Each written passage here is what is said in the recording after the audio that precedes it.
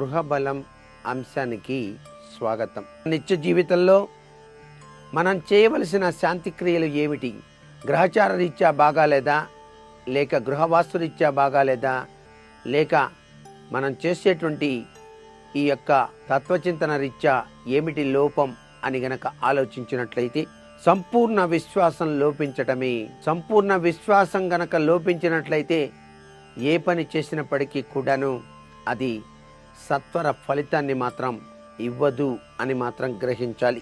భగవంతుణ్ణి సంపూర్ణ విశ్వాసంతో ప్రార్థించండి.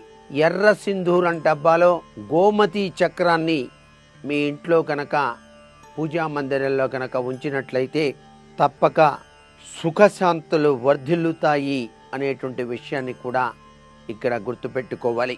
వ్యాపారం అభివృద్ధి చెందాలి, బాగా ఉత్తమోత్తమైనటువంటి స్థితిలో ఉండాలి అని చెప్పేసి భావించే వ్యాపారస్తులు 2 గోమతి చక్రాలను తీసుకొని ఎర్రటి వస్త్రంలో కట్టి దుకాణం యొక్క గుమ్మానికి వేలాడతీయటం చాలా మంచిది.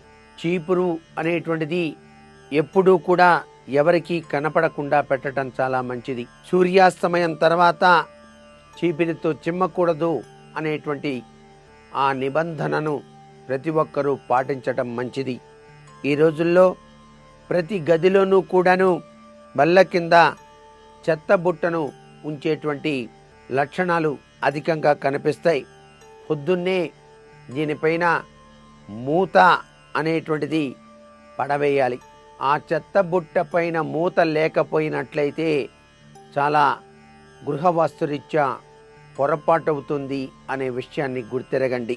విరిగిన అద్దాన్ని మాత్రం ఎటువంటి పరిస్థితుల్లో ఇంట్లో ఉంచకండి. విరిగిన అద్దంలో ముఖం చూసుకుంటే అందమైన జీవితము అని చెప్పేసి భావించి చూస్తూ ఉన్నప్పటికీ అది విరిగిపోయిన జీవితంగా మారటానికి ఆస్కారం ఉంటుంది. పగిలిన అద్దం బయట పారవేయటం చాలా మంచిది. కొత్త అద్దాన్ని తీసుకుని వచ్చి ఆ స్థానంలో మరలా తగిలించడం చాలా మంచిది. అలాగే క్రమం తప్పకుండా శనివారం నాడు కానీ లేదా మంగళవారం నాడు కానీ మీ ఇంట్లో ధూపం మాత్రం వేస్తూ ఉండండి. అది సర్వ శుభాల్ని కూడా ప్రసాదిస్తుంది. క్రమంగా పరమశివుడు ప్రసన్నుడై ఇంట్లోని వాస్తు దోషాలన్నీ కూడా తొలగించడానికి సహకరిస్తాడు సుమ.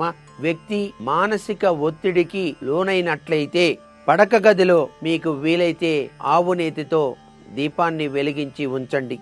ఇంటి ప్రవేశ ద్వారం దగ్గర 2 విష్ణు తులసి మొక్కల్ని మాత్రం నాటి ఉంచండి సుమ.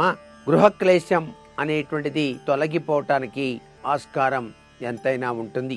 అత్తా కోడళ్ల మధ్య సామరస్యం ఉండాలి, ఎక్కువగా కలిసిమెలిసి జీవించాలి అని భావించినట్లయితే కోడలి గదిలోని ఈశాన్య దిశలో పారదర్శకమైనటువంటి గాజు అనేటువంటిది లేక తెల్లని ప్లాస్టిక్ పాత్రలో నీరు నింపి ఉంచండి. అలా నీరు నింపి ఉంచినట్లయితే అత్తా కోడళ్ల మధ్య సఖ్యతా స్వరూపాలు చాలా చక్కగా వెళ్లి విరుస్తాయి అనేది గృహవాస్తులో గ్రహించవలసిన ముఖ్య విశేషాంశం.